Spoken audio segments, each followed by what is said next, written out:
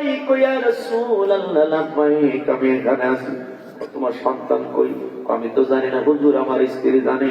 স্ত্রীকে ডাকতে বলে, স্ত্রী রে, সন্তান দুইটা কই?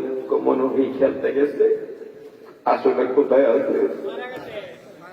নবীজির আপ্যায়ন যাতে ত্রুটি না হয়, এই জন্য আমার পূর্বের বক্তা একটা হাদিস বলেছিলেন, লা ইউমিনু আহাদুকুম হাত্তা আকুনা আহাব্বা ইলাইহি মিন ওয়ালিদিহি ওয়া ওয়ালাদিহি ওয়ান নাসি আজমাইন। তুমি নবীজিকে ভালোবাসবেন নিজের বাবার চেয়ে, মার চেয়ে, সন্তানের চেয়ে, পাড়া প্রতিবেশী চেয়ে, এমনকি নিজের জানের চেয়েও নবীকে বেশি ভালোবাসবে। এবার জাবের ডাক দেয়া বলে, আমার সন্তান কই? ও সন্তান কই? একটু আলাদা রুমে আছে। কই? জানেন সন্তানেরা কি হয়েছে? আজকে দুইজন সন্তানের লাশ আমার ঘরে। কি বলিস?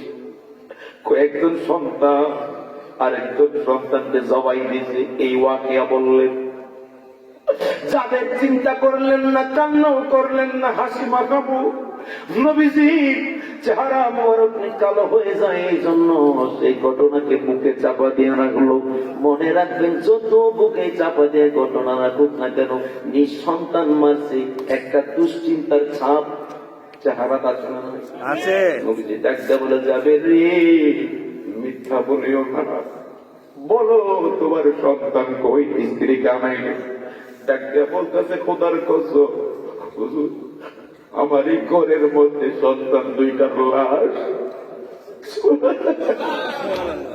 ইয়া রাসূলুল্লাহ, নবী গো,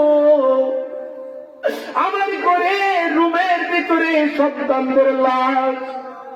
ইয়া রাসূলুল্লাহ, নবী গো, এ ওয়াকিয়া বললেন। বলার পরে আমার নবীজি ডাকতে কই, যাবে, চলো তোমার সন্তানদের কাছে যাই।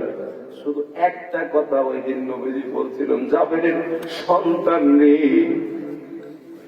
আমি রহমাতুল্লিল আলামিন একা নাস্তা খাইতে পারবো না, খাবার খাইতে পারবো না, চলো চলো চলো, আমি নবীর সাথে তুমি খাবার খাবে। এই কথা বলতে দেরি হয়েছি, জাবেরের দুই সন্তান দাঁড়ায় গেছে। লাব্বাইক ইয়া রাসূলুল্লাহ বললেন, ডাকিয়া কই, নবী গো, ইয়া রাসূলুল্লাহ, চলেন আপনার সাথে খাবার খাবো। জাবেরের দুই সন্তানের মা নবীর প্রেমে পরীক্ষা দে, মরা সন্তান রাখলেন ঘরের কোণে, জানাই লাখো সালাম ওই কদমে। জোরে জোরে বলেন সুবহানাল্লাহ।